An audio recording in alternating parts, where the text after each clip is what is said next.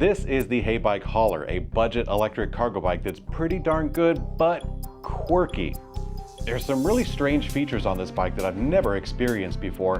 One of them actually changed my mind. It was really cool, and I'd like to see it more often, though I don't think it'll happen. And the other ones are kind of all over the place. Let me tell you about it. Right out of the gate, this is a decent budget electric cargo bike from Heybike. Heybike has been a direct-to-consumer electric bike company for a while. They got all their stuff pretty well figured out. So as far as the brand name is concerned, when you're in this category, Heybike is not bad at all. Of course, you're not going to get the white glove treatment that you do from walking into a store, but you know that already. Regarding the hauler, this is their cargo bike, and it's got a lot of heft into it. This one has a 1,400 peak operating motor that they list on the website. I'm going to say that that's a 750 continuous motor, but they just wanted to look better than the competition, but by and large, it's a very similar motor. The battery size is pretty darn big. Behind me, we have the dual battery setup, which is 1,464 watt hours behind me. You can get a single battery version if you want to save some bucks, but honestly, it's a pretty good deal to get that second battery, and the bike is made for it in the first place. Heybike says that this thing can get some pretty impressive mileage on their website. I would easily commit to 50 miles with the dual battery setup. If you have a single battery setup, you'd probably be, I don't know, somewhere around 30 miles that I would do on any day. And I'm talking about like a worst case scenario, like throttling uphill in the snow kind of a thing. If you want to see higher mileage, I'm sure you know what to do. You just have to lower the pressure on the system. So either start pedaling, go in easier terrain, air in the tires, that kind of thing. Some other day we'll talk about that. This bike does have a 28 mile per hour top speed, so it is a class 3 electric bike. You can check your legalities for that. Myself, I had a lot of fun on it, although I think that my realistic maximum for a cargo bike would probably be somewhere around like 23, 24 miles per hour. I'm really not comfortable riding a bike like this, especially with kids or cargo, at anything faster than that. So if you want to get this bike just to haul your backside, then that works too. But when you are hauling stuff on the long-tail rack, it's actually a lot of fun. I was hauling stuff, and most of the time I was hauling my kids, which is why I have the kid rails on here. And this bike is actually pretty good. The steering on this bike is slightly better than a lot of the competition. Now, I don't want to explain too terribly much, but the short version is that a lot of budget electric cargo bikes are coming in the package with like a folding set of handlebars so that they can ship easier. It's not because they are so great at steering, but with the Heybike Hauler, instead of doing that, what they have is pretty much a stack on a stack on a stack. So what they're looking at is on the head tube, you have some risers, which are normal, and then it goes into a stem that has a pretty high angle. And then on top of the stem, you have a really high set of BMX bars.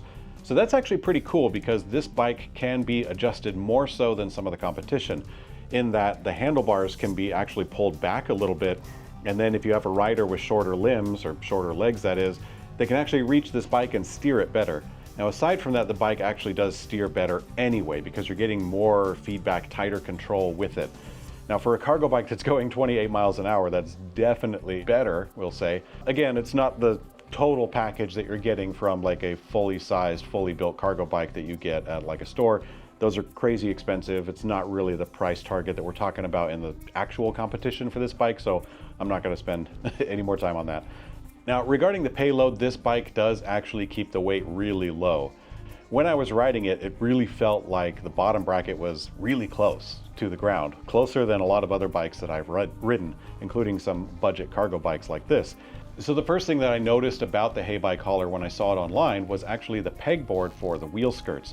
So these wheel skirts right here, they're not made of plastic like they are in a lot of folks, and if you get a fancy one, they're made of wood, but in this case, it's made of this like lightweight aluminum, and it has this sort of pegboard pattern onto it.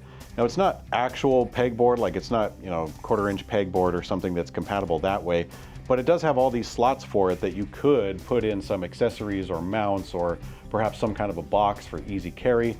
I was a little bit disappointed because I asked Heybike specifically if they had accessories to fit this, and they told me that they were out. Now, either that means that they sold out and they're really popular, or they weren't popular in the first place and they're kind of moving on and didn't restock them.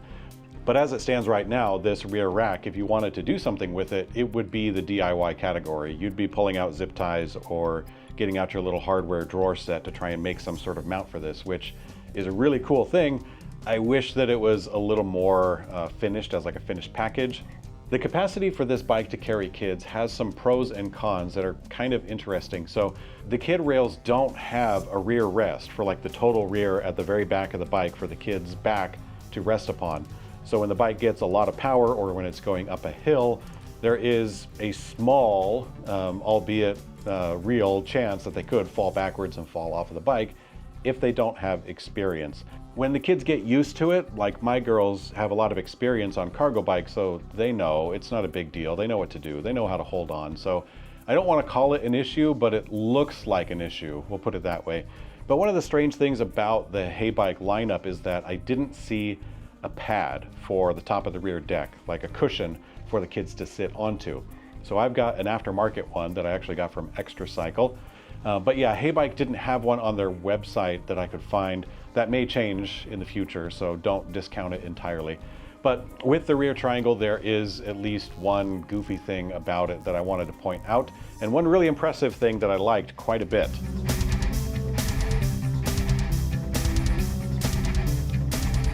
Okay, so now here we are at the rear triangle. So we call it the rear triangle, but it's not really a triangle shape. It's more of like a rhombus, I suppose, coming down diagonal, flat again. But this whole area of the bicycle is generally called the rear triangle. There's a lot of stuff going on. We got the chain on this side, brake on that side, but check this out. So it's actually flat up here, but it's more narrow. So it's more narrow on the actual deck where the kids sit. And then these tubes come down here and then it widens out. So this is actually a wider footprint from here to the opposite side than it is up here, which is really interesting. But that comes down into this welded piece of a totally different shape. So this is like a oval shape that is holding up the chainstay and also has the mounting point for the footboards that fold. I mean, think about all the stuff that's back here. The wheel has to mount here, and this is the wheel that's doing all the heavy lifting. The wheel, the motor, the derailleur, the gears, the footboards. I mean, the deck has to come into here. The chain has to pass through it. In the back, you also have to have an escape hatch for the battery to get out, not to mention the pegboard for the wheel skirts and everything else, fenders, of course, although I don't even know if you need fenders with all the stuff going on in here. Not to mention the double kickstand. How many not to mentions can I get? There's just so much going on in here.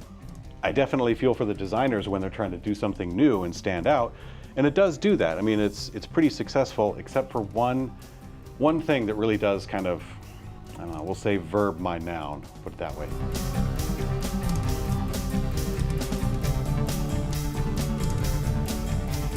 So we're talking about the rear triangle getting busy. That side has the gears, this side has its own things, because there's actually two kickstands on this bike. Check it out.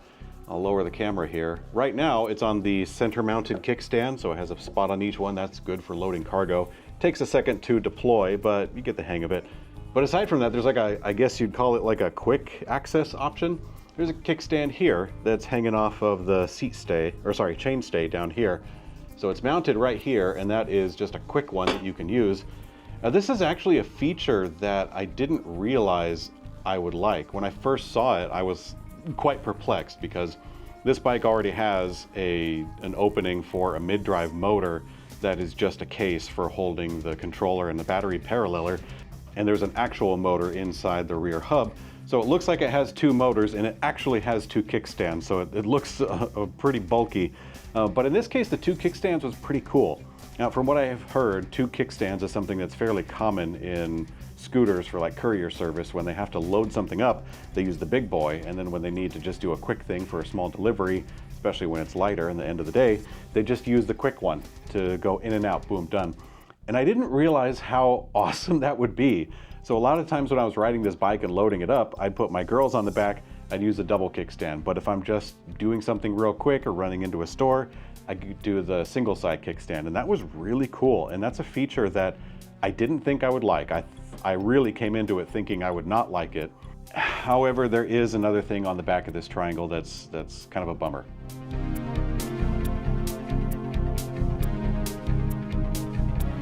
A lot of people aren't going to see this, and there's a chance that other reviewers won't talk about it either, but when you got that quick kickstand out of the way, you'll see that the brake caliper for the rear wheel is mounted on the underside of the disc. Now, that doesn't really affect stopping power too terribly much as far as the brakes are concerned. it's going to be fine. I've ridden this thing down steep hills before. The performance of the brakes is not really the concern, but what is a concern is that you'll have to take this brake caliper off in order to get the rear wheel off, because the rear wheel goes down when it exits the frame, and that means the disc comes with it to go down, and this caliper is in the way. Now, it's not hard. All you do is just use a 5mm hex key, take out these two bolts right here, and the guy pops out, and it can just sit there for a moment until you're ready to put it back in when you're done with your tire repair or something. And some bike mechanics do this every time anyway, just because they want things to be easy when they put it back together and all that. But for the first time electric cargo bike rider, which this bike is targeted to, this could be a hidden obstacle that they may not realize is there.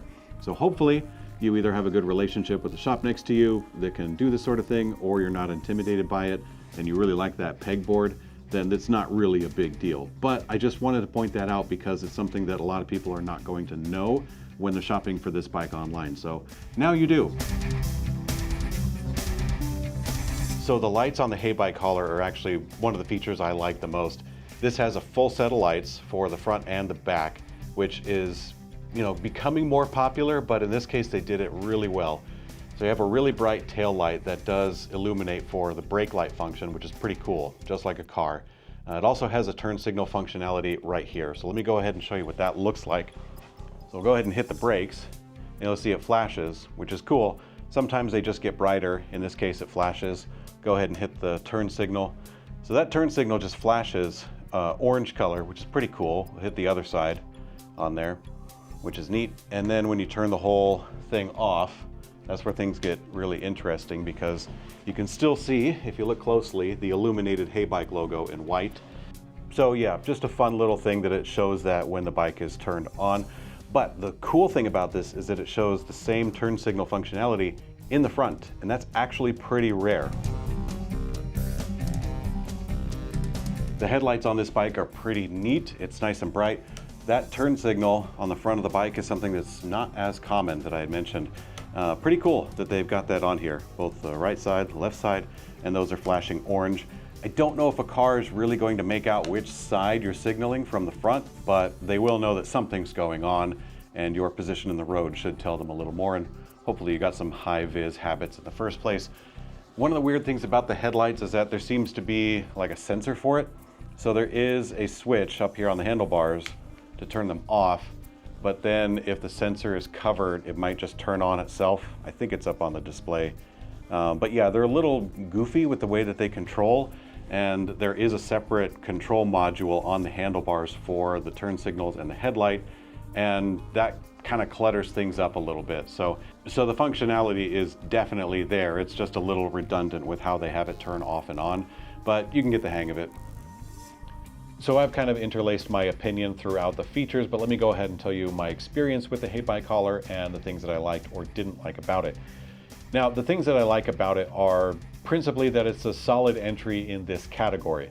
This category is the entry-level electric cargo bike. So this is a bike that's somewhere around $1,000 to $2,000. This one's pretty well kitted out, so it's closer to the 2,000 area with 2 batteries and all that stuff. And this is a bike that can get you and your family out on adventures pretty much right away. It doesn't take a whole lot to get going. It's pretty simple, and that is a benefit all of itself, because you don't need to have a huge barrier to entry, both in price and understanding, just to go out and have fun. Especially if you're just going to do stuff in your neighborhood, go to the park, the grocery store. That's all you need to do. You don't have to have the biggest, coolest machine to do the biggest, most amazing adventure. You can just start small with something like this if you'd like to, and that's okay. Because in my opinion, when people get some, direct-to-consumer cheaper bike, they love it, they have a great time, and then their next one is probably going to be a higher bike because they want to push their own boundaries the way that they did when they got the first bike. So yeah, I don't feel like this is a us versus them idea where you need to have a cheap Chinese bike or you need to have a fancy pants store-bought bike. Like, that's not the way to look at it.